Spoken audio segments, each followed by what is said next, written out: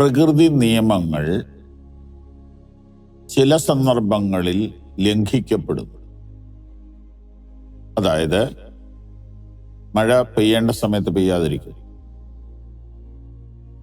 അപ്രതീക്ഷിതമായ സമയത്ത് അമിതമായ മഴ പെയ്തിട്ട്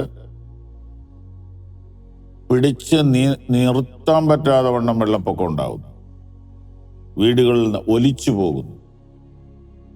അപ്പം പ്രകൃതി നിയമങ്ങൾ തെറ്റുന്നു. എന്തുകൊണ്ട്? ഇന്നലെ നമ്മൾ ധ്യാനിച്ചത് ദൈവം ഭൂമിയെ സ്ഥാപിച്ചു, അത് നൂറ്റാണ്ടുകളായി ദൈവം വെച്ച നിയമപ്രകാരം ചലിക്കുന്നു. ഞാനും നിങ്ങളും അലാറം വെച്ചിട്ടാണോ രാവിലെ സൂര്യൻ ഉദിക്കുന്നത്?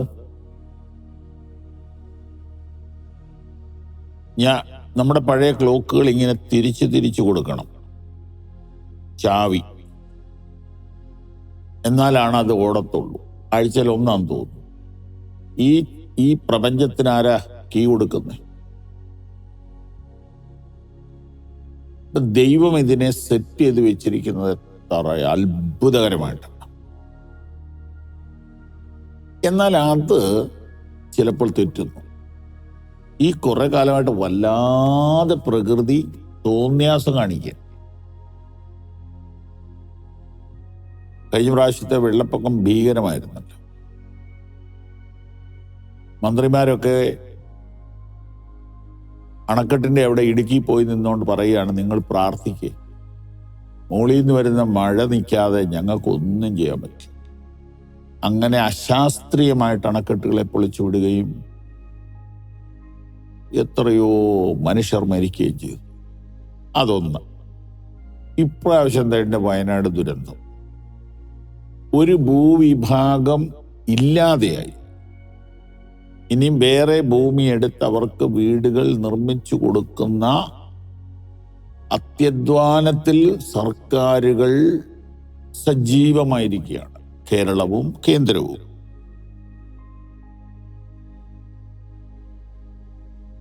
എന്തുകൊണ്ട് ഇങ്ങനെയൊക്കെ സംഭവിക്കുന്നു? ഇതാണ് നമ്മുടെ അന്വേഷണം. ഇതിനൊരു ഉത്തരം തിരുവെഴുത്തിലുണ്ട്, അത് നിങ്ങളെ പരിചയപ്പെടുത്താം. വീണ്ടും വായിക്കുന്നു. യിരെമ്യാ പ്രവാചകന്റെ പുസ്തകം 5-ാം അധ്യായം 22 മുതൽ 20 വായിക്കാം. നിങ്ങൾ യാക്കോബ് ഗ്രഹത്തിൽ പ്രസ്താവിച്ച് യഹൂദയിൽ പ്രസിദ്ധമാക്കേണ്ടത് എന്തെന്നാൽ, കണ്ണുണ്ടായിട്ടും കാണാതെയും ചെവിയുണ്ടായിട്ടും കേൾക്കാതെയും ഇരിക്കുന്ന മൂഢന്മാരും ബുദ്ധിഹീനരുമായുള്ള ജനമേ, ഇത് കേൾപ്പീൻ. അതായത് കണ്ണും ചെവിയും ഉണ്ടെങ്കിൽ പ്രകൃതിയിൽ നടക്കുന്നതെല്ലാം ശ്രദ്ധിക്കണം.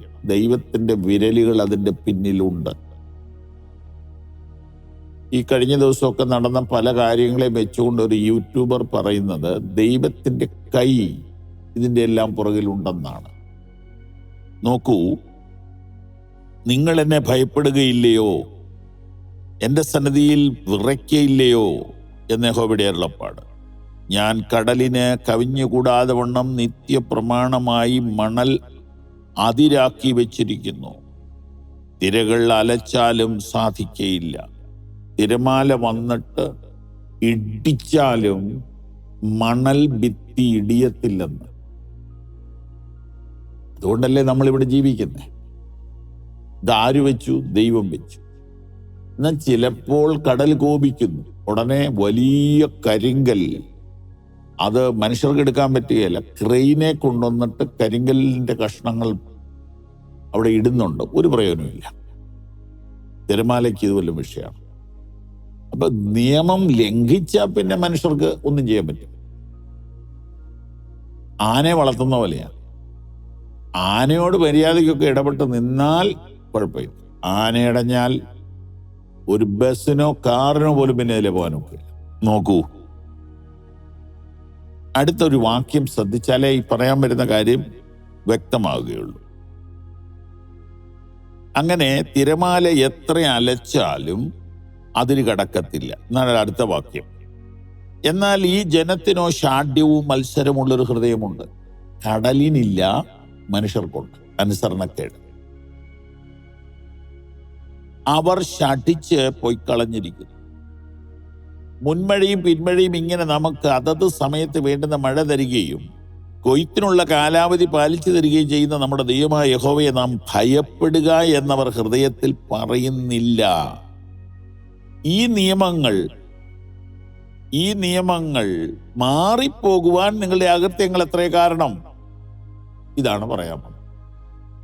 അപ്പം പ്രകൃതി നിയമലംഘനങ്ങൾ നടത്തുന്നുണ്ടെങ്കിൽ അതിന്റെ കാരണം ജനത്തിന്റെ ലംഘനമാണ്. അപ്പൊ ദൈവം ഭൂമിക്കും കടലിനും തിരമാലയ്ക്കും കാട്ടാനയ്ക്കും കരിമ്പൂച്ചയ്ക്കും മൂർഖൻ പാമ്പിനും അതിര് വെച്ചിട്ടുണ്ട്. അവരൊക്കെ ഒരു പരിധി വരെ അത് പാലിക്കുന്നു. പക്ഷേ ഞാനും നിങ്ങളും അതിർത്തികൾ പാലിക്കുന്നില്ല, ലംഘനങ്ങൾ ചെയ്യുകയാണ്. അങ്ങനെ മനുഷ്യൻ ലംഘനങ്ങൾ ചെയ്തപ്പോൾ പ്രകൃതി നിയമങ്ങൾ ലംഘിക്കാൻ തുടങ്ങി. ഇതാണ് യിരെമ്യാ പ്രവാചകനിലൂടെ വെളിപ്പെടുത്തുന്ന സത്യം. തിരുവെഴുത്തിന്റെ മാഹാത്മ്യത്തെ മനസ്സിലാക്കി ദൈവത്തെ സ്തുതിക്കാം. ദൈവം നിങ്ങളെ അനുഗ്രഹിക്കട്ടെ. ഈ സന്ദേശങ്ങൾ നിങ്ങൾക്ക് തുടർച്ചയായി ലഭിക്കുവാൻ പവർ വിഷൻ ടിവിയുടെ സാമൂഹിക മാധ്യമങ്ങൾ സന്ദർശിക്കുക.